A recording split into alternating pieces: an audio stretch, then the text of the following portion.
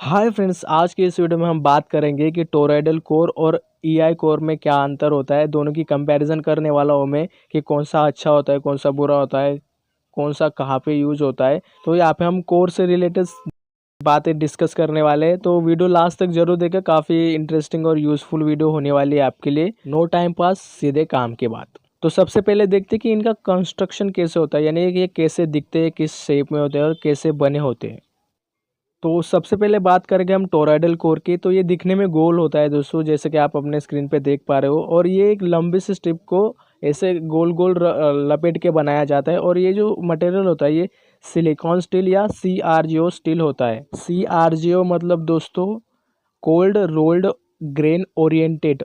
ये एक special type का मटेरियल होता है दोस्तों, जिसे कंबाइन करके बनाया जाता है, कंपोजिशन करके। ये हेवी जो ट्रांसफार्मर होते हैं उनके लिए कोर बनाने के लिए इसका इस्तेमाल किया जाता है। और हाँ दोस्तों, ये एक पूरा टोरॉइडल कोर पूरा होता है। तो यहाँ पे हमें ना EI टाइप के कोर में जैसे हम असेंबली करते हैं ई और आई की, वैसे नहीं करना पड़ता। और EI टाइप में हम बॉबिन यूज़ करते हैं, यहाँ पे बॉबिन नहीं यूज़ करते अपन। यहाँ पे सिर्फ इंसुलेशन की एक लेयर देते हैं और उसके बाद उसके ऊपर वाइंडिंग करते हैं। तो ये थी बात है दोस्तों टोरॉइडल के लिए। अब बात करते हैं EI कोर के बारे में। तो जैसा कि आपने सुना दोस्तों, EI कोर, इसका जो शेप होता है दोस्तों इंग्लिश अल्फ़ाबेट के ई और आई के जैसा होता है, इसलिए इसे EI कोर बोलते हैं।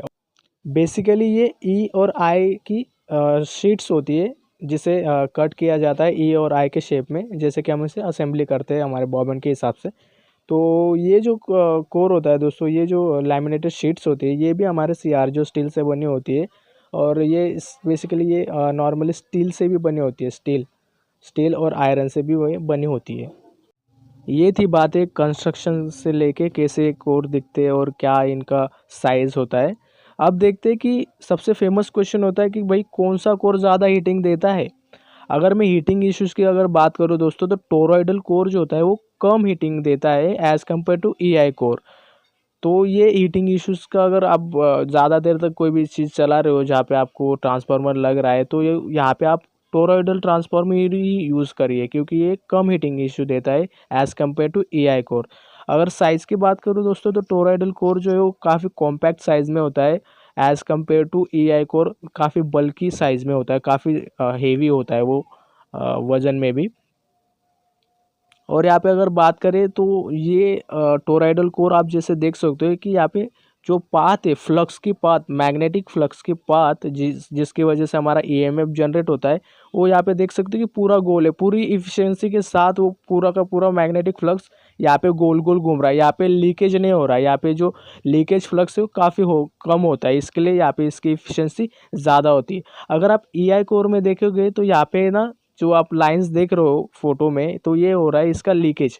तो ये लीकेज की वजह से इसकी इफिशियंसी कम हो जाती है। और ये लीकेज होने की वजह से ही यहाँ पे हमारा जो ट्रांसफार्मर है वो इफिशिएंटली काम नहीं कर पाता और यहाँ पे हमारे हीटिंग इश्यूज देने लगता है। अब बात करेंगे कि कौन सा कोर हमिंग नॉइज़ देता है। तो टोरॉइडल कोर जो होता है दोस्तों, उसमें हमिंग नॉइज़ होती ही नहीं है, क्योंकि उसका जो मैग्नेटिक फ्लक्स है पूरी तरीके से होता है, वो इफिशिएंटली काम करता है। लेकिन यहाँ पे EI कोर में लीकेज होने की वजह से वहाँ पे पूरी तरीके से काम नहीं कर पाता, इसलिए यहाँ पे हमिंग नॉइज़ में भी प्रेजेंट हो सकती है।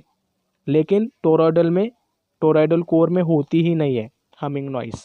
कॉपर रिक्वायरमेंट की अगर बात करेंगे दोस्तों, तो यहाँ पे टोरॉइडल कोर में कम कॉपर लगता है हमें as compare to EI core. EI core में हम ज़्यादा कॉपर का यूज़ करते हैं।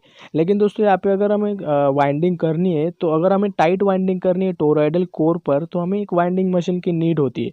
अगर आप हाथ से करोगे तो थोड़ी सी लूज वाइंडिंग हमें यहाँ पे बनती है, ठीक है।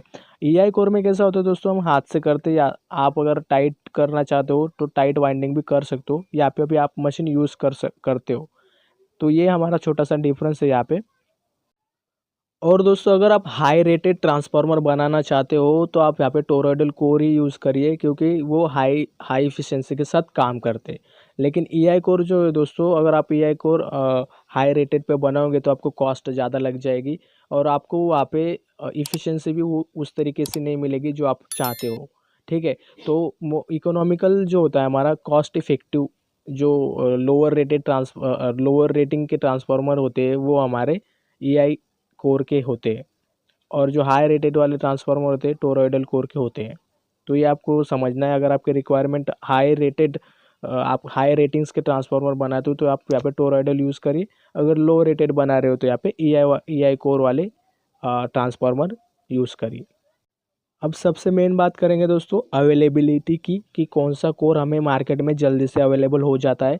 तो देखिए दोस्तों, अगर मैं भारत की बात करूं तो यहाँ पे टोरॉइडल कोर जो है दोस्तों हमें यहाँ पे इजीली अवेलेबल नहीं है। अभी तो कंपनीज ग्रो हो रही है, टोरॉइडल कोर की ओर बढ़ रही है, लेकिन हमें आसानी से जो कोर अवेलेबल होता है वो ई टाइप का जो कोर है वो यहाँ पे हमें मार्केट में अवेलेबल है अभी करंट के सिनेरियो में, करंट के सिचुएशन में। तो यहाँ पे टोरॉइडल कोर काफ़ी महंगे भी बिक रहे हैं अभी फ़िलहाल में। तो यहाँ पे अवेलेबिलिटी जो है ई आई कोर की सबसे ज़्यादा है हमारे भारत में। तो ये थी बातें दोस्तों टोरॉइडल और ई आई कोर के लिए। मैंने ज़्यादा से ज़्यादा बताने की कोशिश मैंने आपको करी है कौन सा कोर अच्छा होता है, कौन सा कोर ख़राब होता है। ख़राब तो नहीं कहेंगे, लेकिन कौन डिफरेंस क्या होते हैं उन दोनों में। तो आपके रिक्वायरमेंट के हिसाब से आपको उसका एप्लीकेशन करना है कि कहाँ पे टोरॉइडल यूज़ करें या कहाँ पे ई आई कोर यूज़ करें। अगर आपको ये वीडियो अच्छी लगी और ऐसे वीडियो आप आगे देखना चाहते हो तो चैनल को ज़रूर सब्सक्राइब कीजिए दोस्तों, और इस वीडियो को लाइक करना मत भूलेगा। शेयर करने लायक है तो दोस्तों के साथ ज़रूर शेयर कीजिए। Thanks for watching. जय हिंद।